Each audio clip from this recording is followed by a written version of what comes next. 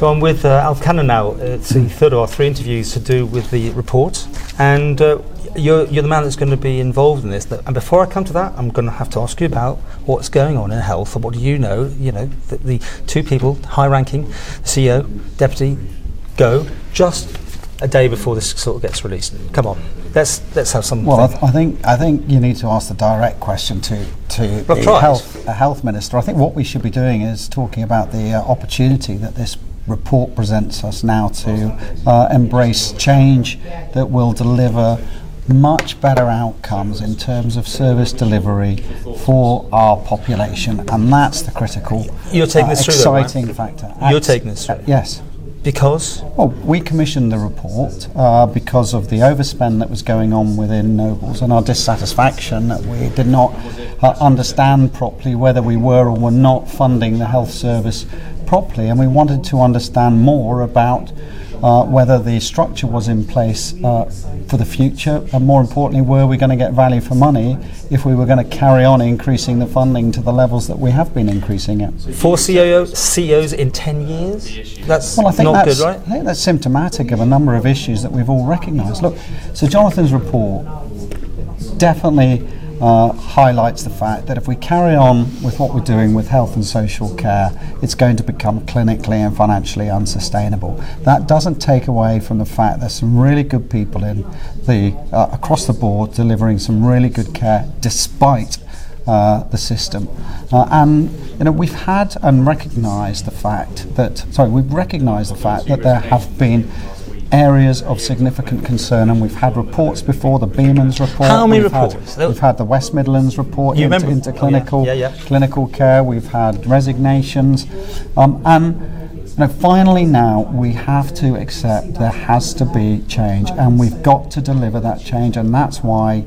If Tynwald approves all 26 recommendations and Council of Ministers is firmly behind it, we will set in train a transformational team and transformational process that will sit outside the Department of Health and Social Care, and we will have greater scrutiny and greater transparency and greater control over to make sure that the recommendations in this report are finally delivered, rather than a report being devoured into a department who is busy doing what they're supposed to do, delivering day-to-day care, but probably failing, admittedly, to deliver the strategy needed for the future. So there has been failings there, you admit that there.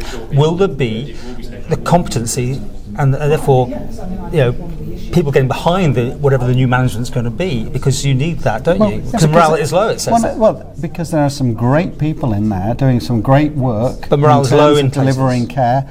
And the good news for them is there's a new structure coming that will allow them to get on with their job, focus on the patient, put the patient or the service user at the very heart of what is being done. And to be able to focus on operational matters without the politics and the policy, which will be separate now, taken away, put into a central body with the minister and those supporting him, separate from the delivery, and we will get a new organisation in place, Manx Care, with a board of directors who can properly input, hold to account performance levels, decide on where and how the operation should be delivered, hopefully in a better way than standard. And around that, we will put some proper regulation as well to make sure that the regulator can inspect properly to make sure that they are upholding the standards that we want from them. Will that see an end to the overspends, or is that still likely to happen in your view? What Sir Jonathan has asked for in terms of his recommendations is that we agree a proper funding package in terms of a 3 to 5 year package with this new organisation. We're going to call it Manx Care. It could be named anything, but Manx Care, who will deliver it. So we will agree that with the board and the executive management, and they will go away and deliver and commission services that they need and ensure that the strategy is in place and that the strategy is being turned into proper operational delivery, which puts the service user at the heart of what we need to do. How do you... One can never 100% guarantee that there won't be problems in the future.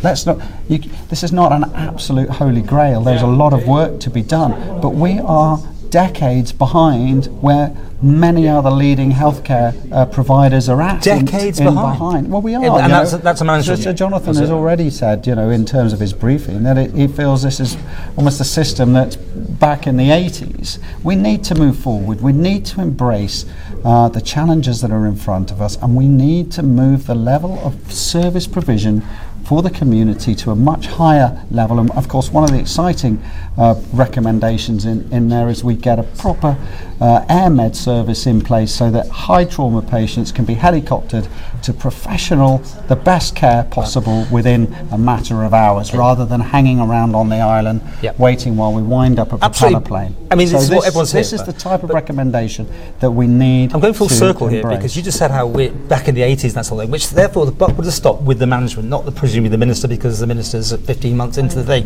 And those managers have fallen on their swords effectively, haven't they? If they hadn't done, what do you think would have happened today? Would they have been asked to leave? Look, You're not going to answer, I think that the critical point here is that we have an opportunity to go ahead in the future. Can you ask my question? People in executives, chief executives, ministers have had a hugely difficult job to do. We've all shared the aspiration in terms of integrated health and social care for a significant number of years. But it is a very, very difficult job. It's a very difficult job delivering care, full stop. That's why we have highly trained and highly paid professionals at the heart of it. What we need to do, what we've done is we've lost sight of putting the service user, a patient at the very heart of our planning. Which is an incredible thing to be saying in We've the lost report, sight of the need How did that happen? We've lost sight of the need to ensure that we've got transparent systems, accountable systems. We haven't, as the Public Accounts Committee have already highlighted, put in place. Happen, Mr. We Cannan? haven't put in place the detailed financial accountability that's needed, and we need to move forward. How does this happen? We all have to share responsibility for that. Who takes responsibility? Well, I think. Look, as I've said, we've had 5 years ago or so, we had a report commissioned by the Chief Minister at the time from Beemans, which also said there were management structural failings and they needed to be addressed, and one of the ways you could address that was to put a board in and get some more expertise in terms and control over the strategy and make sure people were being held accountable. The legislation we've got is not strong enough for people to be held accountable, and we need to strengthen that, and we need to be willing, both politically, culturally and professionally, to embrace the need to have a new organisation in place to separate out the politics and the policy direction from the operational direction, and let the professionals get on with their job, and to bring out the best in a fantastic group of people who are trying to deliver care, and the report says trying to deliver care despite the system.